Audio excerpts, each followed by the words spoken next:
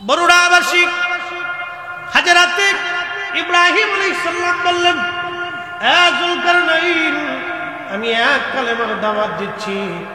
যুলকারনাইন ডাক দিয়ে বললেন, ইব্রাহিম, যদি ওই কালেমা সত্য হয় তাহলে তার প্রমাণ একটা সাবমিট করেন, আমাকে প্রমাণ দেন, একটা মুজিজা দেখান, এই কালেমা যে সত্য আমি কি করে বুঝবো? আল্লাহর খলিলের পাশে কিছু ভেড়ার পাল ছিল। তখন তো কাবা এত মানুষজন নেই, কেবল এটা সুন্দর স্ট্রাকচার তৈরি হয়েছে, তো ভেড়ার পাল আশেপাশে। আল্লাহর খলিল বললেন, যুলকারনাইন, কি ডকুমেন্ট তুমি চাও যে আমি নবী? আল্লাহ। যুলকারনাইন ডাক দিয়ে বলল, হুজুর, ওই যে ভেড়ার পাল, ভেড়াদের জবান খুলে যদি আপনার এই কালেমার সাক্ষ্য দেয় তাহলে আমি যুলকারনাইন কালেমা পড়ে মুসলমান হব। আরো জোরে, আরো জোরে। মিল্লাতের বেওয়া বাবা ইব্রাহিম, মিল্লাতের পিতা ইব্রাহিম ডাক দিয়ে বলতেছে, যুলকারনাইন, ঠিকই ওই ভেড়ার পাল কালেমার সাক্ষ্য দিবে, তাহলে হুজুর দেখান। আল্লাহর খলিল ভেড়াদেরকে ডাকলেন। ভেড়ার দল কাছে এসে গেল, বলল, হে ভেড়ার দল, তোমরা এক খোদার কালেমা সাক্ষ্য দাও। প্রত্যেকটা ভেড়াদের জবান থেকে বের হয়ে আসে, লা ইলাহা ইল্লাল্লাহু ইব্রাহিমুল খলিলুল্লাহ। চিৎকার করে জোরে বলেন না মারহাবা।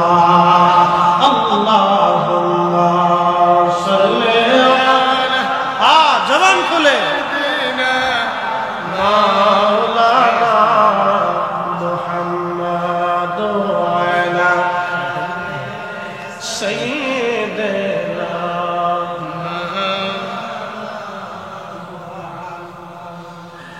এ বরুড়াবাসী, সেই দিন বাচ্চা যুলকারনাইন কালেমা পড়ে মুসলমান হলেন। তিনি সেই প্রথম জমিনের বাচ্চা যিনি মুসলমান। পৃথিবীর এমন কোন ইঞ্চি মাটি নাই যে ইঞ্চি মাটির বাদশাহী আল্লাহ তাকে না দিয়েছিলেন। তিনি পৃথিবীর একবারে পূর্ব প্রান্তের কোনায়, বর্তমান হিসাব অনুযায়ী জাপান এবং রাশিয়ান এই আলটা বেল্ট কৃষ্ণ সাগর অঞ্চল দিয়ে একবারে কোনাকুনি, শুধু এখানে বরফ, আপনার কি বলে, শুধু বরফ আর বরফ পড়ে। সাধারণত এই অঞ্চলে মানুষজন যায় না। বাদশা যুলকারনাইন ওই অঞ্চল সফর করার সময়, এই অঞ্চল সফর করার সময় লোকেরা ডাক দিয়ে বলল, বাদশা, এই পাহাড়ি অঞ্চল থেকে একদল মানুষ বের হয়ে আসে, দানবী আকৃতি, খুবই ভয়াবহ।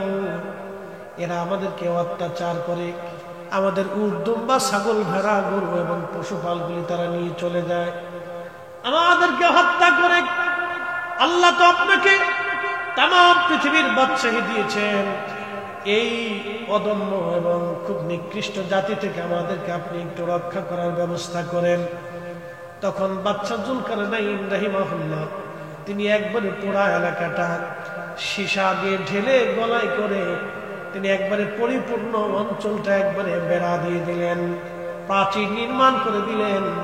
সে আজকের কথা না, হাজার হাজার বছর আগে, পৃথিবীর হাজার হাজার হাজার হাজার বছর আগে।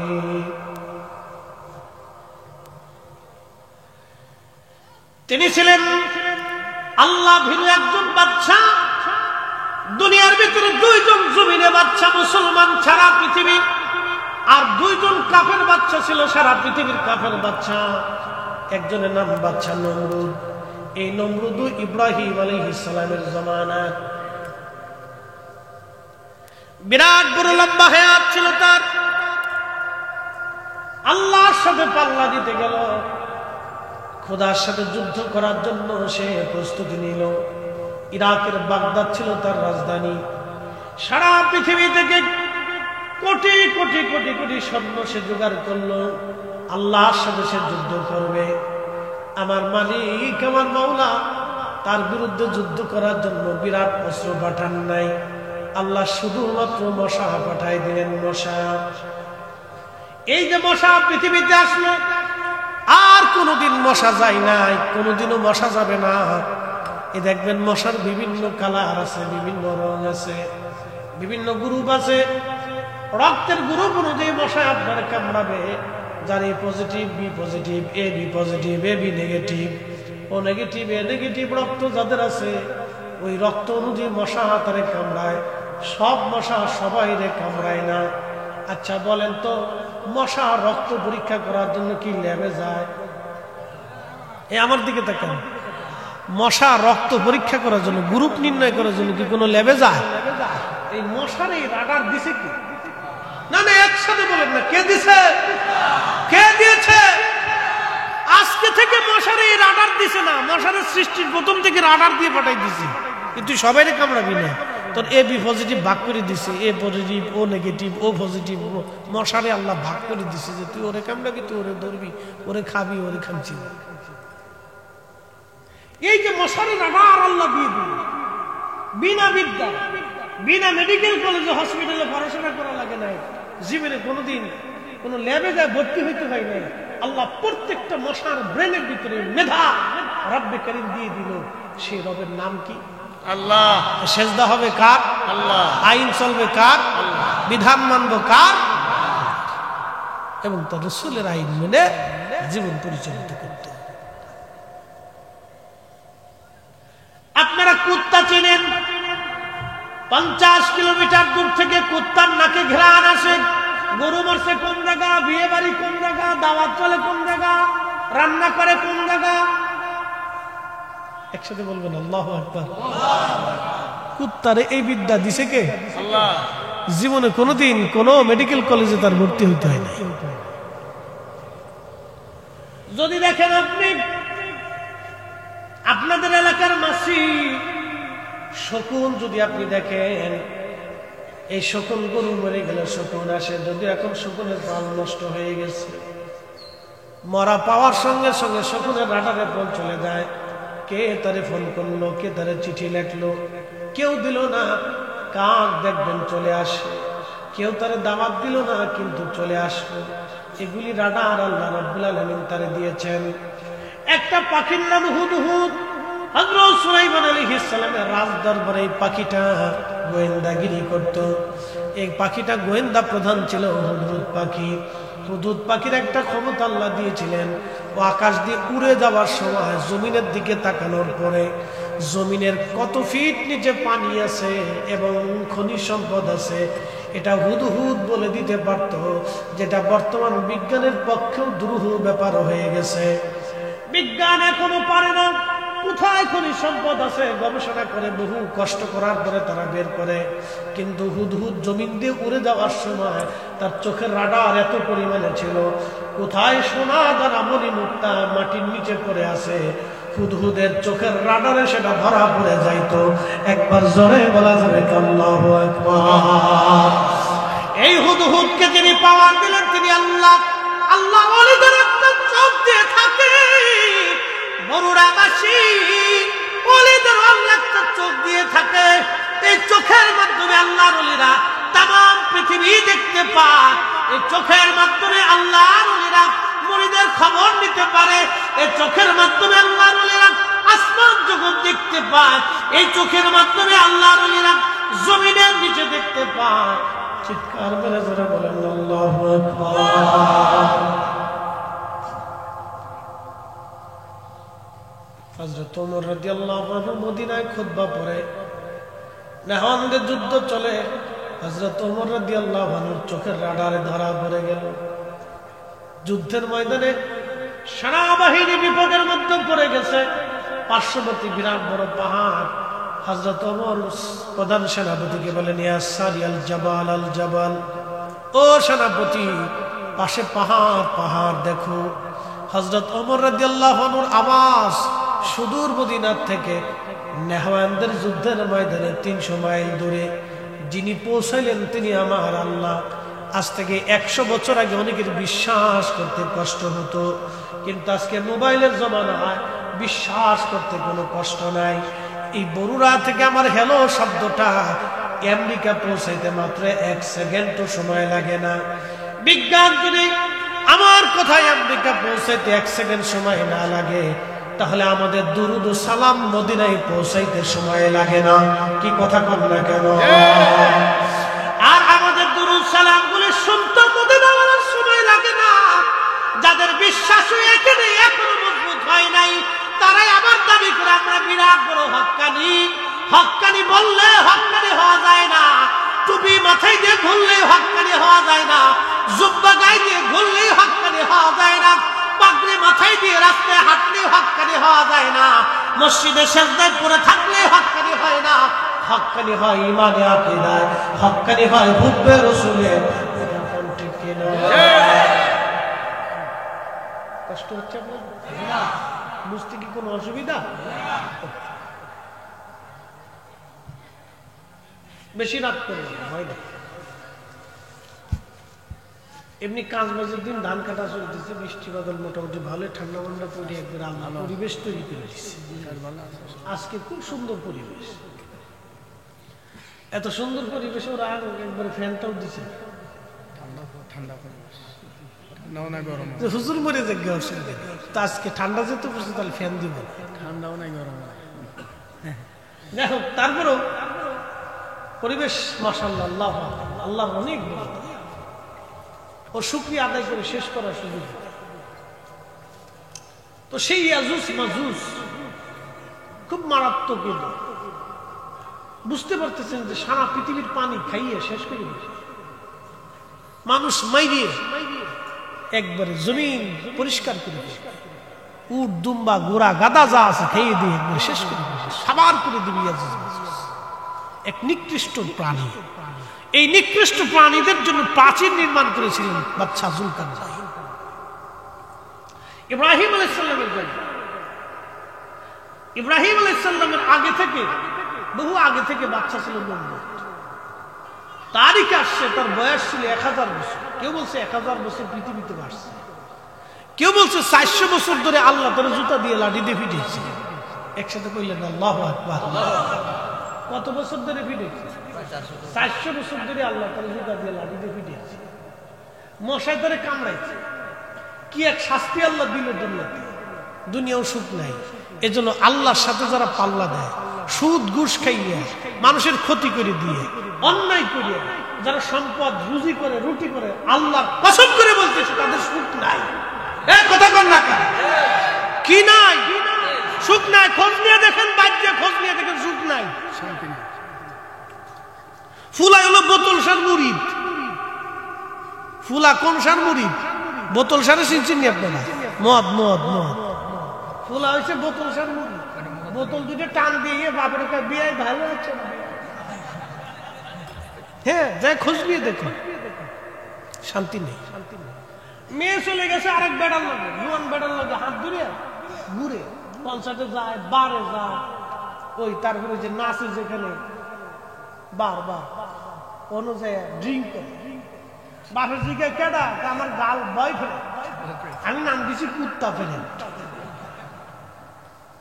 খারাপ কিছু কিছু ভাই, কুত্তা ফ্রেন্ড। কুত্তার কুত্তি রাস্তা দিয়ে আইছে, ওদের তো কোনো শরীয়ত।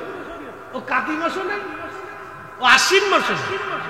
আর আমরা দেশের যুবক যুবতী যেটি বেহাইয়া জিন্সের প্যান্ট পরে কোনটা বেড়া কোনটা বেটি চিনা যায় না, এটা সব নাম দিচ্ছে কুত্তা ফ্রেন্ড। চলতেছে এগুলো, এগুলো শান্তি নেই। আল্লাহ যতটুকু রাখছি আমরা সুখে রাখছি। আমাদের বাচ্চারা বেহায়া হয়েছে না, আমাদের সন্তানরা আমাদের অবাধ্য হয়েছে না, আমাদের স্ত্রীরা বেপর্দা হইয়া বেহায়া রাস্তা দিয়ে আড়ে না। কি কথা কন না, ঠিক কিনা? আল্লাহ আমরা সুখে রাখছি। একসাথে বলে আলহামদুলিল্লাহ। আরো জোরে কর, আরো জোরে। হেরা কি তা খায়? যারা 1000 কোটি টাকার মালিক, হে খায় কি? তার বেগুন কি সোনা দিয়ে বানানো? হেতারও যে বেগুন, আমরারও এই একই বেগুন। হেতারও যে আলু, আমরারও সেই আলু। হেতার যে চাল, আমরারও সেই চাল। হের যে ওই পটল, আমরারও সেই একই পটল। হের যে গরুর গোস্ত, ওই গরুর গোস্ত, আমরারও একই গরুর গোস্ত। এটা যে মহিষের গোস্ত, ছাগলের গোস্ত, ওই একই গোস্ত। ছাগল কিন্তু এটা আবার আলাদা সিস্টেম করে বানায় আছে না। একই ছাগল, একই তরকারি, আমরা একটু 19 আর 20 অথবা 16-20, মানে একটু স্বাদ বেশি, একটু পাঙ্কু সিঙ্কু পঙ্কু। পৃথিবীর বাচ্চা ছিল সে, সারা পৃথিবীর বাচ্চার সঙ্গে আল্লাহ খলিল একা লড়াই করেছিলেন। একবার জোরে বলা যাবে কি মারহাবা? আল্লাহ না, জোরে বলে আল্লাহ, আর জোরে। আমরা তার মিল্লাতের সন্তান, কথা কোন ঠিক কি না? মিথ্যার কাছে মাথা নত করা যাবে না, অন্যের কাছে মাথা নত করা যাবে না। আমরা তার মিল্লাতের সন্তান, তিনি একা ছিলেন। বিরাট বড় বাচ্চা নমরুদ, সারা পৃথিবীর বাচ্চা, তিনি একা। ইব্রাহিম আলাইহিস সালাম, ও দেশের সবচেয়ে বড় মূর্তি আল্লাহ খলিল, তিনি কোরাল দিয়ে ভেঙে ফেললেন। পাশের দুইটা মূর্তির সঙ্গে কোরাল ঝুলায় রাখলেন। লোকেরা আসলো মেলার থেকে, এসে দেখতেছে আমাদের মন্দির ভেঙ্গা। কে ভাঙলো রে? বলতেছে ইব্রাহিম ছাড়া আর কেউ না, সে তো মন্দিরে যায় না, পূজা অর্চনা করে না। আল্লাহর খলিলকে ডেকে নিয়ে যাওয়ার পরে নমরুদ জিজ্ঞেস করলো, ইব্রাহিম তুমি কি এই প্রতিমা ভেঙেছ? আল্লাহর খলিল হিকমতের মাধ্যমে একটা জবাব দিয়ে বললেন, নমরুদ আমাকে জিজ্ঞেস করছো কেন? যেই মূর্তিগুলির কাঁধের মধ্যে কুড়াল ঝোলানো আছে, এই মূর্তিগুলির জিজ্ঞেস করো কে ভাঙছে। আল্লাহর খলিলকে ওরা জবাব দিল, দেখো ইব্রাহিম ওই মূর্তিগুলি কি আর কথা বলে? আল্লাহর খলিল বললেন, মনে হয় ওরাও ভাঙতে পারে। ওরা বলল, ওরা তো মূর্তি, ওরা পাথর, ওরা কি করে বড় মূর্তিটাকে কোরাল দিয়ে ভাঙবে? ওরা তো নড়তে চড়তে পারে না, ওদের হাতে তো কোনো শক্তি নাই। আল্লাহর খলিল জবাব দিলেন, ও আমার কওম, তোমরা নিজেরাই বলতেছো ওই মূর্তির কোনো শক্তি নাই, ক্ষমতা নাই, তারা কোরাল দিয়ে বড় মূর্তিকে ভাঙতে পারে না, তাহলে তোমরা কেন তার সামনে মাথা নত করে থাকো বলো? আল্লাহু আকবার বলেন। তোমরা তাহলে কেন এই মূর্তির সামনে, পাথরের সামনে, গাছের সামনে, মাছের সামনে, সূর্যের সামনে, এই আগুনের সামনে বিরাট বড় পাহাড় দেখেছো, পাহাড়ের সামনে বিরাট বড় গাছ দেখেছো, গাছের সামনে, গরুর সামনে তোমরা কেন মাথা নত করে থাকো? ওরা বলতেছি এত কথা বুঝি না, তুমি যেহেতু আমাদের ধর্মে আঘাত করেছো, তাহলে তোমাকে আর বাঁচিয়ে রাখা যাবে না। আল্লাহর খলিল বললেন, হাসবুনাল্লাহু নি'মাল ওয়াকিল, নি'মাল মাওলা ওয়া নি'মান নাসীর। আপনি যদি আজকে দেখেন ইব্রাহিম আলাইহিস সালামের উত্তরসূরি ফিলিস্তিনের মুসলমানদের দিকে যদি আপনি তাকান, ওই ছোট্ট বাচ্চার মা মরে গেছে, বাবা মরে গেছে, দেখলে কলিজায় মানে না। পরিবারের কেউ নাই, ভাইও মরে গেছে, বোনও মরে গেছে, একা বেঁচে আছে। বাচ্চাদেরকে যদি জিজ্ঞেস করা হয় তোমরা কেমন আছো, বলে আলহামদুলিল্লাহ। কি খাও তোমরা, কি অবস্থায় আছো, বলে হাসবুনাল্লাহু নি'মাল ওয়াকিল, নি'মাল মাওলা ওয়া নি'মান নাসীর। অবস্থাগুলি দেখলে কলিজায় বাদ মানে না। আজকে সংবাদে দেখলাম রাফাতে ওরা আক্রমণ করবে, হাজার হাজার ফিলিস্তিনি আবার শহীদ হবে, কত মার জীবন চলে যাবে, কত সন্তানের জীবন চলে যাবে। বিশ্ব মরণরা নীরব হয়ে আছে, আমার মধ্যপ্রাচ্যের আমিররা নীরব হয়ে আছে। আহা, কবে ঘুম তাদের ভাঙবে আমরা জানি না, কবে ঘুম তাদের ভাঙবে জানি না, কবে ঘুম তাদের ভাঙবে আমাদের জানা নাই। এইভাবে কত মুসলমানের রক্ত তাদের ঝরে চলে যাচ্ছে, তারপর এই মানুষগুলি মিথ্যার কাছে মাথা নত করে নাই। এই মানুষগুলি ইহুদিদের সামনে মাথা নত করে নাই, জালিম দখলদারদের সামনে তারা মাথা নত করে নাই। আমার দেশের নারীরা যখন বোরকা ছাড়া থাকে, অর্ধ উলঙ্গ হয়ে রাস্তায় বের হয়, তখন ফিলিস্তিনের নারীরা বোরকা পরে শহীদ হয়ে যায়। সন্তানকে হসপিটালে চোখের সামনে সন্তান ছটফট করে শহীদ হয়ে যাচ্ছে। মা তখন হেজাব খুলে না, বুরকা ছাড়ে না। আবার ফিলিস্তিনের নারীরা বুরকা ছাড়ে না, হেজাব খুলে না। আর ঠিক তখনই আমার দেশের নারীরা বুরকা পরে না, হেজাব পরে না। আপনি যদি তফাৎ দেখেন, বিরাট বড় তফাৎ। ওই জমিন সাইয়্যিদুনা ইব্রাহিম আলাইহিস সালামের জমিন, আমাদের মিল্লাতের বাবার জমিন। ওই জমিনে ঘুমিয়ে আছেন সাইয়্যিদুনা ইব্রাহিম আলাইহিস সালাম। হাজার হাজার বছর ধরে তিনি ঘুমানো ওই ফিলিস্তিনে ঘুমিয়ে আছেন ইব্রাহিম আলাইহিস সালাম। ওখান থেকে তিনি কাবাতে যাইতেন। ওনার দ্বিতীয় স্ত্রী হযরত হাজরা আলাইহিস সালাম এবং ছোট্ট সন্তান ইসমাইল আলাইহিস সালামকে তিনি দিয়ে পাঠাইলেন সুদূর কাবাতে। কাবা শরীফে তিনি পাঠিয়ে দিলেন। অনেক বড় লম্বা ইতিহাস। কাবাতে পাঠিয়ে দেওয়ার পরে হযরত ইব্রাহিম আলাইহিস সালাম এক মশক পানি, কিছু খেজুর হযরত হাজরা আলাইহিস সালামের কাছে দিয়া গাছের নিচে বসাই দিয়া সন্তানকে রেখে, কলিজার টুকরা একটা মাত্র সন্তান। বুঝতেই পারছেন, ৮০ বছর পরে আল্লাহ একটা সন্তান দিলেন। ৮০ বছর পরে আল্লাহ একটা সন্তান দিলেন। ৮০ বছর পরে একজন বাবা সন্তান পাওয়ার পরে খোদার হুকুমে ওই সন্তানকে তিনি কাবাতুল মুকাররমাতে দিয়ে যখন রওনা করলেন, হযরত হাজরা আলাইহিস সালাম পিছন দিক থেকে তিনি জুব্বা টেনে ধরলেন। ধরে বললেন, স্বামী হে, খোদার খলিল আমার বিজবন এই অঞ্চলে আপনি রেখে যাচ্ছেন। কোনো গাছ তরুলতা পাতা নাই, খেজুর বাগান নাই, জনমানবহীন শূন্য একটা নির্জন প্রান্তর, একেবারে প্রান্তরে রেখে যাচ্ছেন নিজের ইচ্ছায় না আল্লাহর হুকুমে।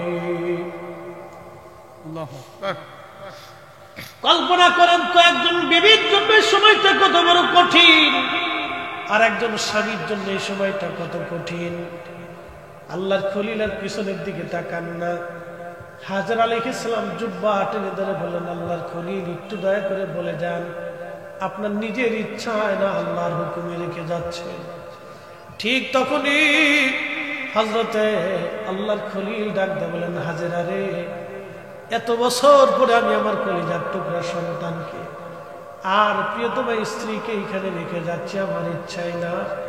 এটা স্বয়ং আমার আল্লাহর বিধানে, আল্লাহর হুকুমে রেখে যাচ্ছি। আল্লাহু আকবার। ঠিক তখনই হযরত হাজরা আলাইহিস সালাম তখন উচ্চারণ করলেন, হাসবুনাল্লাহু নি'মাল ওয়াকিল নি'মাল মাওলা নি'মান নাসীর। স্বামীরে, আল্লাহর হুকুমে যেহেতু রেখে যাচ্ছেন আপনি, তাহলে এই জমিনে আমার চিন্তা করা লাগবে না। আমাদের ফয়সালা যিনি করবেন তিনি আল্লাহ। চিৎকার মেরে যারা বলেন আল্লাহু আকবার। আমাদের রিজিকের ফয়সালা করে কে? একসাথে বলেন, কে? কে? তাহলে সুদ খাবো, যারা বলেন সুদ খাবো, ঘুষ খাবো, অন্যের জমি দখল করব, অন্যের সম্পদ মেরে দেব, এই কথা বলেন। আল্লাহর খলিল রওনা হয়ে গেলেন। বহু দূরে যাওয়ার পরে তিনি পিছনের দিক তাকায় দেখলেন আর তাদেরকে দেখা যায় না। তখনই তিনি কাবার দিকে ঘুরে যে হাত বাড়াইলেন, 2 হাত। বুখারী কিতাবুল আম্বিয়ার মধ্যে আছে 2 হাত তুললেন আল্লাহর দরবারে। আল্লাহর খলিল 2 হাত তুলে আল্লাহর দরবারে দোয়া শুরু করলেন। খুদার খলিল 2 হাত বাড়াই দিলেন কাবার দিকে ঘুরে, এইভাবে, আল্লাহ তোমার হুকুমে আমার সন্তান, আমার বংশধরকে এখানে রেখে যাচ্ছি। আল্লাহ তুমি জমিনটা আবাদ করে দাও, তাদের জন্য তুমি উত্তম রিজিকের ফয়সালা করে দাও, আর তাদের জন্য উত্তম আহারের পানীয়র ব্যবস্থা তুমি করে দাও। অনেক বড় লম্বা ইতিহাস। ওই যে সাফা মারওয়া, ইন্না সাফা ওয়াল মারওয়াতা মিন শাআইরিল্লাহ, এই সাফা মারওয়া পাহাড় আল্লাহ নিদর্শন। এই পাহাড় আল্লাহ তৈরি করলেন। এই যেখানে বসায় রাখলেন গাছ, এই গাছের নিচে হযরতে হাজরা আলাইহিস সালাম সন্তানকে রেখে, পানি নাই, পানি শেষ হয়ে গেল, পানি খুঁজতে লাগলেন তিনি। একবার সাফওয়ায় দৌড়ায়, আবার মারওয়াতে দৌড়ায়, একবার সাফওয়া যায় আবার মারওয়া যায়। এই জন্য হজ অথবা উমরাতে গেলে সাফা মারওয়া দৌড়াদৌড়ি করা লাগে। এটা আল্লাহ ওয়াজিব করে দিয়েছেন, আল্লাহ পাক আমাদের জন্য বাধ্যতামূলক করে দিয়ে দিলেন। এমন সময় জিবরাইল আলাইহিস সালাতু ওয়াস সালাম হযরত ইসমাঈল আলাইহিস সালামের পায়ের কাছে যাইয়া, আমার মালিক আমার আল্লাহ হুকুমে জিবরাইল আলাইহিস সালাম পা দিয়ে আঘাত করলেন। পা দিয়ে আঘাত করার সঙ্গে সঙ্গে জমিন ফেটে ফেটে পানি বের হতে লাগলো। হযরতে হাজেরা দৌড়ে এসে দেখতেছে ইসমাইলের পায়ের কাছ থেকে পানির ফোয়ারা বের হয়ে আসে। ইসমাইল আলাইহিস সালামকে সরাইয়া তিনি এই পানিটা চারপাশে বের দিতে লাগলেন। যতই উঁচা করেন ততই উঁচা হয়, যতই উঁচা করেন তত উঁচা হয়, পানি খালি উঠতেই থাকে, উঠতেই থাকে। পানি উঠতে উঠতে একেবারে কুয়া পরিপূর্ণ হয়, জমজম, অর্থ থামো থামো থামো। আল্লাহর খলিলের মা হাজরা আলাইহিস সালাম এই জমজম পানিটাকে তিনি বললেন, থামো থামো থামো, জম জম জম। তিনি উচ্চারণ করার পরে পানি মানে বন্ধ হয়ে গেল। যদি তিনি পানি বন্ধ না করতেন, ওই সময় থামতে না বলতেন, তাহলে আজও পর্যন্ত ওই পানির ফোয়ারা থেকে একবারে নদী প্রবাহিত হয়ে যাইত। বন্ধুগণ, কিন্তু একটা আশ্চর্যের বিষয় হলো সত্য, এই কুয়ার নিচ থেকে পানি উঠানো হয়, সব সময়ের জন্য মেশিন দিয়ে উঠানো হয়। একটু লিয়ারও নিচেও যায় না, উপরেও আসে না, একই রকম থাকে। আমাদের দেশের পানিগুলি, টিউবওয়েলের পানিগুলি দেখবেন আপনি লিয়ার নিচে চলে যায়। এই যে প্রচন্ড গরমে লিয়ার নিচে চলে গেছে, 10 হাত পানি নিচে চলে গেছে। আবার বর্ষাকালে পানি আবার উপরের দিকে উঠে আসবে। কিন্তু জমজমের পানি নিচেও যায় না, উপরেও আসে না। হাজার হাজার কোটি কোটি টন আর মন পানি উঠানো হয়, একটা সেকেন্ডের জন্য পানি কমে না। চিৎকার মেরে জোরে বলে আল্লাহু আকবার। এই পানি আর শিফাউল লিন্নাস, মানুষের জন্য শেফা। এই পানি যারা পান করবে তাদের জন্য শেফা। এই পানি বসে পান করা জায়েজ না, এই পানি দাঁড়ায় পান করতে হয়। কেবলামুখী হইয়া বিসমিল্লাহর সাথে এই পানি দাঁড়ায় পান করবেন। জমজমের পানি যতই দাঁড়ায় পান করেন, লিভারে কিডনিতে সমস্যা হবে না। কিন্তু এই নরমাল পানি দাঁড়ায় পান করলে লিভার কিডনির সমস্যা হতে পারে। একটু বুঝে তারপরে যাবে।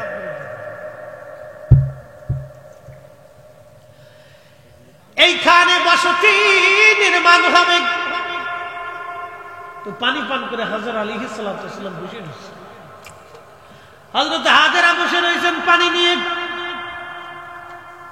ইয়ামান থেকে জুরহাম কওমের মানুষ, তিনারা এই রাস্তা দিয়ে যাওয়ার সময় লক্ষ্য করলেন আকাশে পাখি উড়ে। তাদের পানি শেষ হয়ে গেছে, চিন্তায় পড়ে গেল, হায় হায়, এখানে তো কোনো পানি নাই, কিন্তু পাখি উড়ে কেন? যেহেতু পাখি উঠতেছে, সেহেতু কোনো পানি হতে পারে। এরা এসে দেখলো ঠিক এইখানে একজন মহিলা তার ছোট্ট বাচ্চা নিয়ে কুয়ার পাশে বসে আছে।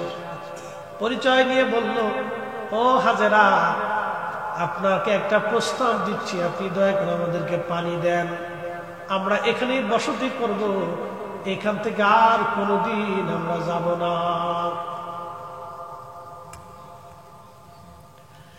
আমরা এখানে বসবাস করে থাকবো। হযরত হাজেরা প্রস্তাব দিলেন,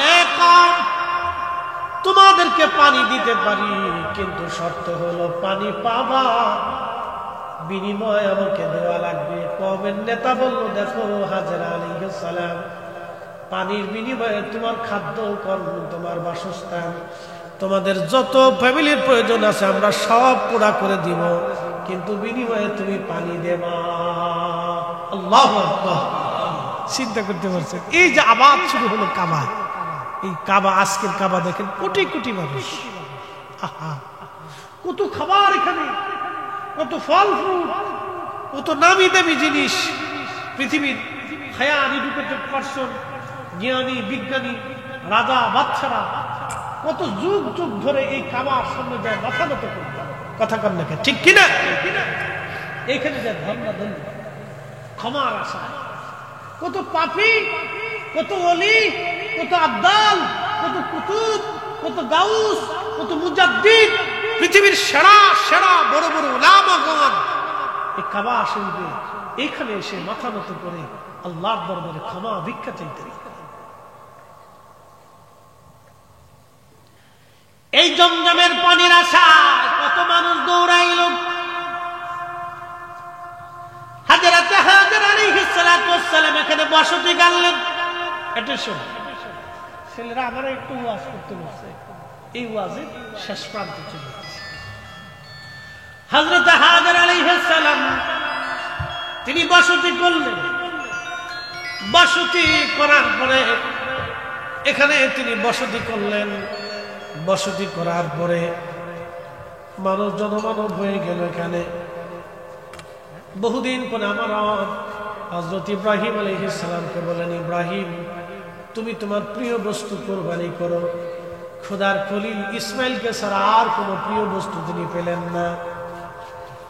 সুদূর ফিলিস্তিন থেকে, ওই যে বলছি ফিলিস্তিন, সুদূর ফিলিস্তিন থেকে রওনা দিয়ে বর্তমান কাবা, এখানে আসার পরে ইব্রাহিম আলাইহিস সালাম আসলেন। এসে দেখলেন বিরাট বড় জনমানব এলাকা হয়ে গেছে, আবাদি এলাকা হয়ে গেছে। হযরত ইসমাইল আলাইহিস সালাম পরিণত বয়সে উপনীত হয়েছেন, যৌবনে পদার্পণ করেছেন, তিনি বুঝতে শিখেছেন। ফালাম্মা বালাগা মাহু সায়া قال يا بني إني أرى في المنام أني أذبحك فانظر ماذا ترى। পরিণত বয়সে ফালাম্মা বালাগা, যখন বালেগ হলেন, পরিণত বয়সে হলেন, বুঝতে শিখলেন, জানতে শিখলেন, সুঠাম হলেন, তখন ইব্রাহিম আলাইহিস সালাম এসে বলতেছেন, বেটা রে, আমি তো স্বপ্ন দেখেছি আল্লাহ তোমাকে হুকুম করেছেন আমাকে তোমাকে কুরবানি করতে, তুমি কি বলো? এতদিন ছেলে আসে নাই, বাবা আসে নাই, ছেলের সাথে পরিচয় নাই, কিন্তু ছেলের কাছে বাবা এসে যখন এই প্রস্তাব দিলেন, সাথে সাথে ছেলেটা বলল, ইয়া আবাতি ফাল মা তুমারু সাতাজিদুনি ইনশাআল্লাহু মিনাস সাবিরিন।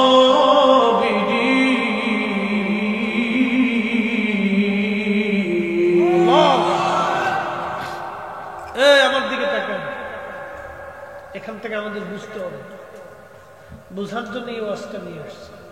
আপনার এই ওয়াজ জীবনে বহু শুনছে, তারপরে বুঝার জন্য বলতেছি।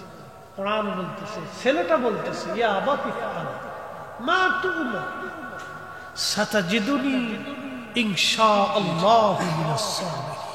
ও আব্বা, ও আমার পিতা, আপনি তো স্বপ্ন দেখেছেন, আল্লাহ হুকুম দিয়েছে আমাকে কুরবানি করতে, আপনি আমাকে কুরবানি করে দেন, আমাকে সবরকারী হিসেবে পাবেন, আমাকে ওই কুরবানি করে দিলে আমি তাতে রাজি হয়ে গেছি আব্বা, আপনি চিন্তা করে দিন। আর আমাদের ছেলেদের কাছে বাপ মা কিছু খাইতে চাইনি, বুড়াকাল খাইতে চায়। আমাদের ছেলেদেরকে বাপ মা কোনো হুকুম দিলে তখন ছেলেরা বাবা মার সাথে উচ্চবাচ্য শব্দ উচ্চারণ করে।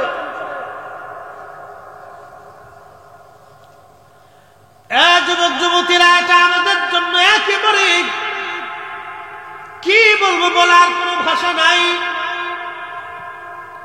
শুনিয়া যান, ইসমাইল আলাইহিস সালাতু ওয়াস সালাম বাবার প্রতি কত বড় আনুগত্য থাকলে একটা সন্তান বলে, আব্বা কুরবানি দিয়ে দেন, আমি ইনশাআল্লাহু মিনাস সাবিরিন, সবরকারীদের মধ্যে আপনি আমারে পাবেন। হাজরাকে বললেন, বিবি আমার সন্তানটাকে দিয়ে দেন। হাজেরা সন্তানকে সুন্দর করে গোসল টোসল করাইয়া পাক সাফ করাইয়া বাবার সাথে দিয়ে দিলেন। মিনা প্রান্তরে যেখানে শয়তানকে আপনার লাঠি মানে কি বলে পাথর মারেন, এইখানে আসার পরে শয়তান থেকে ধোঁকা দিতে চাইল। আল্লাহর খলিল এবং হযরত ইসমাইল পাথর নিক্ষেপ করলেন শয়তানকে। শয়তান ধসে গেল, মিনাতে নিয়ে গেলেন হযরত ইসমাইল আলাইহিস সালামকে। আহা, একটু চিন্তা করেন এই সময়টা কত কঠিন ছিল। যখন মিনা প্রান্তরে নিয়ে গেলেন, একজন সন্তান বাবার প্রতি কতটা আনুগত্যশীল হলে, আল্লাহর প্রতি নিজেকে সপর্দ করলে। হযরত ইসমাইল আলাইহিস সালাম কুরবানির সামনে নিয়ে যাওয়া হলো। কেউ নাই, পৃথিবীর দুইজন মানুষ তখন, হ্যাঁ, ইব্রাহিম এবং ইসমাইল আলাইহিস সালাম, একজন বাবা আর একজন সন্তান। 80 বছর পরে একটা সন্তান আল্লাহ দিয়েছে। তারপর ওই সন্তানটাকে কুরবানি করার জন্য আল্লাহ হুকুম দিলেন। আমার দেশে মানুষ গরু কুরবানি দেয়, ফ্রিজ কিনে নিয়ে আসে, গোশত ভাগ করে আলাদা থুয়ে দেওয়ার জন্য, রেখে দেওয়ার জন্য। গরিব মানুষের দিতে চায় না। যারা গরিব মানুষের গোশত না দিয়ে ফ্রিজিং কইরা মনের পর মন, টনের পর টন গোশত রেখে দাও, হাকিকতে কুরবানি আদায় হয় না। কারণ এটা তুমি নিজের জন্য করেছ, গরিবের জন্য করো নাই। কি কথা কর না কেন? হাকিকতে এগুলো কোনো ভ্যালু নেই। হযরত ইব্রাহিম আলাইহিস সালাম কত বড় আনুগত্য। ছেলেটা ডাক দিচ্ছে, আব্বা জান, আপনি তো আমাকে কুরবানি করবেন। বাবা, কুরবানি তো করে দিবেন, আমাকে জবাই করবেন। ছুরিটা সুন্দর করে ধার করেন আব্বা জান, যাতে আমার গলার মধ্যে চালাইলে আমার কষ্ট না হয়। দ্রুত গতিতে আপনি আমাকে জবাই দিতে পারেন। খোদার হুকুম মান্য করতে যাতে আপনার দেরি না হয়। ঠিক তখনই ইসমাইল আলাইহিস সালাম ডাক দিয়ে বলেন, আব্বা জান, আপনি আমার হাত পা গুলি শক্ত করে আব্বা বেঁধে নিবেন, যাতে আমি ছটফট না করি।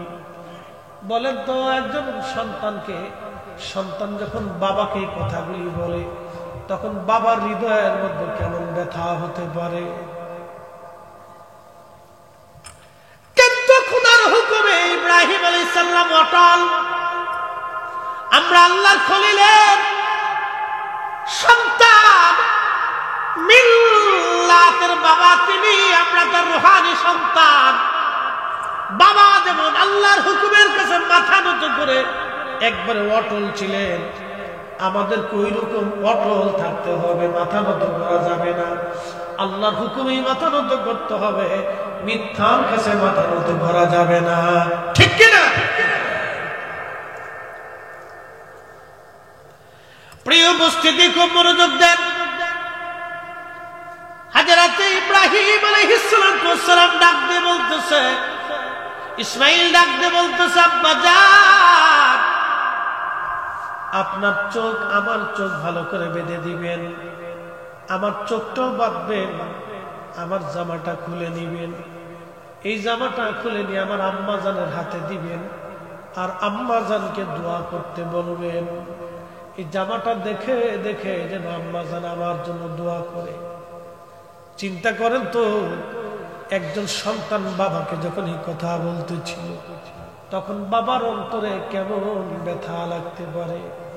আব্বা জান, আপনি দয়া করে আপনার চোখ মুখগুলি বেঁধে নেন, আপনার চোখটা আপনি বেঁধে নেন। এই জন্য চোখ আপনি বেঁধে নিবেন। আব্বা গো, আমার চেহারার দিকে তাকাইলে আপনার মায়া লাগতে পারে। আর একবার যদি সন্তানের প্রতি মায়া হয়, খোদার হুকুম আপনার অমান্য হয়ে যাবে। কোরআন বলতেছে, ইয়া আইয়ুহাল্লাযীনা আমানু লা তুলহিকুম আমওয়ালুকুম ওয়ালা আওলাদুকুম আন যিকরিল্লাহ। আল্লাহু আকবার। আব্বা জান, খোদার হুকুম যদি একবার অমান্য হয় তো সর্বনাশ। আপনার চোখ বলে শক্ত করে বেঁধে নেন যাতে আপনি আমাকে না দেখেন, আমার প্রতি বড় মায়া হতে পারে। আরো একটা কাজ করেন আব্বাজান, আপনি আমার উপর করে শোয়াবেন, আমার গন্ড দেশ থেকে না ঘর দেশ থেকে আপনি কেটে ফেলবেন। এর জন্যই গো, যদি একবার চোখের কাপড় সরে আমার চেহারার দিকে তাকার আপনার মায়া হতে পারে। কত কঠিন পরীক্ষা ছিল আল্লাহর খলিলের জন্য, এই জন্য তিনি খলিলুল্লাহ পেয়েছেন। জীবনের সবটুকু তিনি আল্লাহর জন্য দিয়ে দিলেন। এই জন্য কোরআন বলো, কুল ইন্না সালাতি ওয়া নুসুকি ওয়া মাহইয়ায়া ওয়া মামাতি লিল্লাহি রাব্বিল আলামিন। চিৎকার করে জোরে বলেন আল্লাহু আকবার। আর আমরা সুদের টাকা দিয়ে গরু কুরবানি করে আমরা সওয়াবের আশা করি, কত বড় বোকামি একটু চিন্তা করেন। ঘুষের টাকা দিয়ে গরু কুরবানি কইরা আমরা বিরাট বড় কুরবানি নিয়ে মনে করছি একবার আল্লাহর খুশি করে ফেলছি। আল্লাহর খুশি করার জন্য হালাল উপার্জন ছাড়া আর সম্ভব না। আমরা ওই হজ করার জন্য এই যে এই বছরে লক্ষ লক্ষ হাজিরা হজে যাবে, সবার টাকা কি হালাল?